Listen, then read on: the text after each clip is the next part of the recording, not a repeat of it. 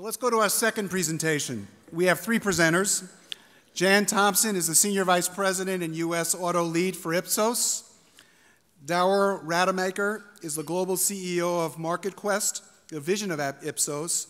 And Andrew Leary is the CEO of Ipsos Social Media Exchange. They will discuss their brand new Censydiam Social Automotive study. Ladies and gents.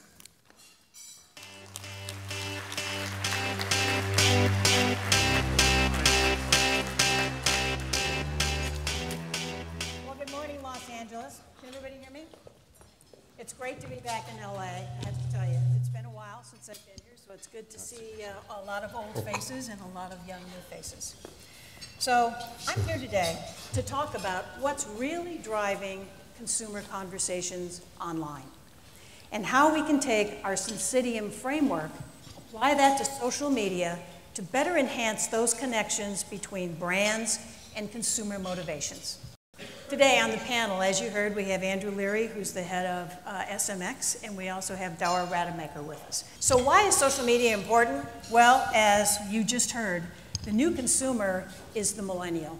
26% of all new vehicles last year were sold to millennials. And J.D. Power, the same conference that Michelle went to, J.D. Power is saying by 2020, 40% of all new vehicles will be purchased by millennials. We all know that they check their social media 40 times a day. 95% of them purchase vehicles online. They do about 18 hours of online research, and they still go to dealerships. Over half of them visit at least 2 dealerships. So we all know that brands need to be publishers, but we also know they need to go beyond volume to create content that truly resonates within each unique social media channel. There's nothing worse than trying to cross-pollinate the same content on every single social media channel. It simply doesn't work, and millennials will tune you out. So, while we're here to talk about millennials, we can't overlook Gen Z, the 2 billion global Gen Zs that are coming into the marketplace. They're old enough to be part of the universe of new potential buyers, and they're formidable enough to be in every single one of Ford Motor Company's top 10 microtrends for 2015. These Gen Zs are only going to continue to force OEMs and marketers to find ways to deepen those connections between brands, potential buyers, using social media. We said, let's take a look at the millennials. Let's ask them how they use social media and how they look at the new car buying process. So we said to ourselves, how do we understand this new consumer and harness the power of social media to truly impact sales? So we decided to do a deep dive. We did a deep dive into the compact luxury SUV segment. We selected 2 top sellers in this segment. One, we took the Acura RDX, it's been around since 2009, and the segment sales leader. And a new entry into this segment, the hot Lexus NX. Why did we choose this segment? It's up 19% last year. There are accessible price points. It's something that it's a pathway, a gateway for luxury brands to get to millennial shoppers. So we said to ourselves, let's take a look at this and take a look at how social media has impacted or could impact the sales and future sales of these models with millennial buyers. So now I'd like to turn it over to Andrew Leary. Hi, thank you.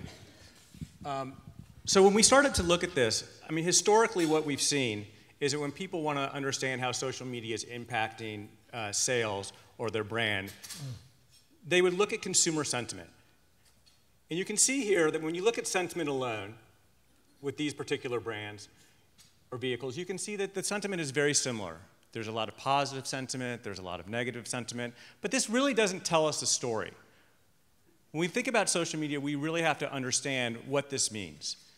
So as we move past sentiment, and I think most people in this room would agree that that's a good measure, but it's not a great measure, we saw brands starting to look at their own channels.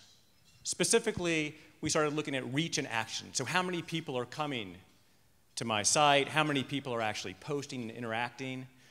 And again, as you can see here, it doesn't really tell the whole story. Those of you that know the market and where it is today can look at this and say, well, maybe as Lexus is a newer entrant, they're spending more time and more money here, but we know that overall performance and what they're doing in the marketplace is not representative. So how do we do that? How do we really make social data actionable? And this is what we really focus on in the study today. And the way that we do that is we really believe that in order to make social data actionable, we have to understand the motivations underlying the conversations online during the path to purchase. And the way that we do that successfully is we use a model or a framework called Censydiam. Again, this is one of many ways you can approach this, but this particular framework ensures that what we're really understanding the communications and the motivations online. So what is Censydiam? So Censydiam really works at 8 different emotions. It looks at both a personal and a social dimension, sort of leveraging sort of Freud and Adler. But really what it is it's something that really places the people first. It really fundamentally helps us understand what's driving them. Also, it's very precise. As opposed to just saying this is good or bad, like a sentiment analysis, it really starts to look at the emotions that are driving this. And more importantly, a framework like this allows us to be very precise. And what we mean by that is it's not just something that you can do in one market, but you can do this globally, and you can have the same sort of data to look at on an apples-to-apples comparison. Censydiam has been around for over 30 years. We've actually have used this in over 50 categories, including automotive, incredibly successfully. And what we did last year, for those of you who may have attended the Green Book conference, for the first time we actually presented a study that showed how we took our traditional offline Censydiam studies and brought them online. And in that study, we were able to show that by using social data, we could replicate the findings that we had in our traditional Censydiam studies, but more importantly, we were able to do that at scale. We were able to look at over 250,000 mentions, and we were able to use a machine to do that and also get 90% agreement with a human expert who comes from our Censydiam Institute. So we were incredibly excited about that. And what we're here to do today is to present to you the first time we've taken this model and are going to be applying it to automotive. Now, when we look at Censydiam for automotive, how does that play out? So again, we talked about the Censydiam emotions. For every category that we apply Censydiam to, those emotions will change a little bit. So you saw us talk about power, you saw us talk about enjoyment. Well, you'll start to see those turning into showing off or experience or being able to play or socialize. So again, for every category, these will change slightly so they will replicate or be able to be consistent with what you might be looking for. So how does Censydiam work? It's a very simple process. The first thing that we do is we go in and we look at all of the social data or content that's taking place in the category. Now, many of you know when you look at content around cars or any category, there's a lot of content. So we may start out with hundreds of thousands or millions of discussions. And one of the things that we do in our group is we help clean that data. We help make sure that we get the right data, we get promotions, we get all kinds of other things out of that. And then we'll take the data and we'll literally put it into 2 groups. We'll put it into the consumer conversations, right? What are consumers talking about? And then we'll put it into what are the brands communicating out. And once we do that, and we have those 2 data sets, we then will apply the Censydiam framework to help us understand the emotions that are driving both of those. So what emotions are driving the consumer dialogue? What are they excited about? What's resonating with them? And then trying to understand if what the brands are communicating are the same. Are we talking about the same things that our consumers are excited about? And that's where we apply our frameworks. So here's a couple of examples of actual quotes that you might see and how they would get coded. So here you see someone talking about people are looking at my car and I'm just smiling. So here's an example of somebody showing off. Or you might see somebody talking about how well it's a blast, my car corners so well. And here's someone talking about experience. So with that, I'm now going to turn it over to my partner in crime, Dawa. And he's one of our Censydiam experts. And he's going to actually talk about what we've learned from the study and how we've uncovered these emotions to help you look through the path to purchase. Thank you. So what I'm going to show you is basically 3 things, 3 key insights from the study. I'm going to take you first through how the brands communicate of use social media to communicate with the users, with the consumers. It's interesting. Then the step more interesting is how do then the consumers talk or use online conversation to talk about these two models? And then finally, how does that then translate into the social conversation? How can you use that to drive brand communication or actually to drive sales? So those are the 3 points I'd like to take you to. So first, the key point I want you to remember from this example is that you can actually use social media to expand your communications basically in 2 ways. One, expand your communications through different motivations or emotional motivations that consumers have. And secondly, target and expand your communication along the purchase funnel, right? From awareness to consideration to actual purchase. And you will see from this study that consumers talk differently about models and about cars depending where they are in the funnel, which will have a significant impact on how you should communicate with your consumers. All right? So first, starting wide, how are the Lexus and the Acura position themselves in their brand communication around this funnel? And you clearly see that they are really different positioned, right? The Lexus is positioned around the power and the showing off, and I'll show you some examples on the communications that are used online. Where the Acura is more positioned around the driving experience, right? So there's really in the social conversations that brands use online, they're using this different positioning, and we know that. I mean, if you look at the online communication, you see that the Lexus is focused as a status symbol. You want to be seen. It's about showing off. Whereas if you look at the Acura, it's more about the use and the fun of driving, right? It's very different. Now, by itself, it's interesting, but what's really interesting is that precise positioning and owning that one motivation, being unique and being relevant. We all know that. There's a lot of people that know a lot about brands and a lot about communication here in the audience. That is critically important, that precise, unique and relevant positioning to drive awareness and to drive consideration. But when it comes to actual sales, that one positioning is not enough, right? You want to have that aspirational positioning, but then when you buy a car, it also needs to have some of these other motivations, right? So that's what we say here. So yes, it's important to have that single emotion, but when you drive sales, you have to have a wider set of emotions in your conversations. Now, let's look at these 2 different models that we've used in the study and see how this sort of pans out if you look at real conversations online.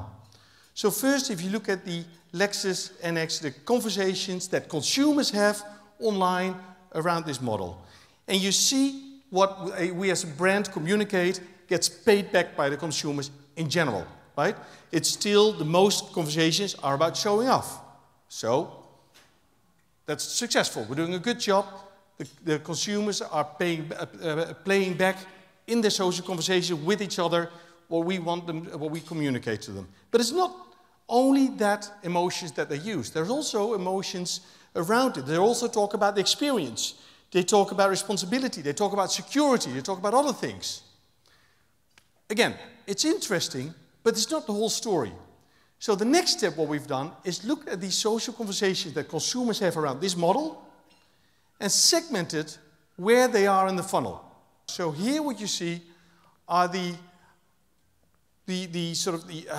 social conversations where the people talk about awareness of the model, talk about when they start considering buying this model, to the point where they're about to purchase this or they bought it. Now, it's based on a relatively sort of small sample, and I think more work needs to be done, but it's a very interesting sort of insight that you have, and it's aligned with all the data that we have in our database. So, when it's about awareness, as I said before, it is people talk about this brand positioning, right? For the Lexus NX, it's about power, it's about showing off, it's about feeling cool in your car, right? So that's completely paid back. But when you move closer to the right-hand side, you move closer to buying the car, to the point you actually bought it, suddenly you see the conversation changing a little bit. People not only talk about the power, they also talk about the experience, the fun of driving, that the car delivers security, that there are a few other really key, important motivations that drive the consideration and start driving purchase. So the point here, and we'll show the example of Acura as well, yes, it's critically important to use social media focused on the motivation why people are interested and aspire your car. But the cool thing about social media is you can have targeted conversations with people where they are in the funnel and start addressing other motivations and more motivations when they start becoming really interested in purchasing a car to the point where they've bought it. And that's where you can use social media for this targeted communication with your consumers. So if you go to the Acura, and as you know, we said before, it's more about experience, right? That's a communication about experience. Now the car's been around a little longer, so you actually see that, yes, the most important motivation is about experience. So again, the consumers are playing back what we tell them. But there is a wider variation already in motivations that consumers talk about when they talk about the specific model. A lot of it is about play and fun, but it's also about showing off. There's also some stuff about security, right? So there are more motivations when the car is in the market longer. But again, if we split this out and we segment this along the 3 segments from awareness, consideration, and purchase, you see again around awareness, it is still for this particular model around experience, but also around play. And so it's not as precise as we try to position it. There's a little more. And if you want to have a powerful conversation with your consumers, you need to know, you need to understand what people talk about your car. It's not just experience, it's a little bit more. And especially for this model, when you get closer to consideration and closer to actually buying the car, some of the other motivations become critically important. And the way we use these insights from this study is to create real, powerful sort of action pages, depending on where you are in the purchase funnel. So these are the words that you want to use around security, for example. These are the words. Here are some examples about conversations that people use. Here are some conversations that brands use around security in this purchase funnel. And these sort of action charts can really help you to drive a targeted 360 communication strategy for specific target groups. So let me just ask you a few questions that you can either try to answer now for yourself or take home with you. And one of them, listening to what you've seen and now understanding a little bit better how people communicate, use social media to have conversation. Do you really know for your brands how people talk about your model? Do you really know how people talk about depending where they are in the purchase funnel? And have you used that information, have you used that knowledge about these conversations to drive a precise social media targeted campaign? We've seen here that it's a powerful way to connect with your consumers, depending where you are in the funnel. And I hope it triggered you to think a little bit different about how to use social media, not as a plus or a minus or a neutral, but how can you use it to precisely position your model and drive sales. Thank you very much.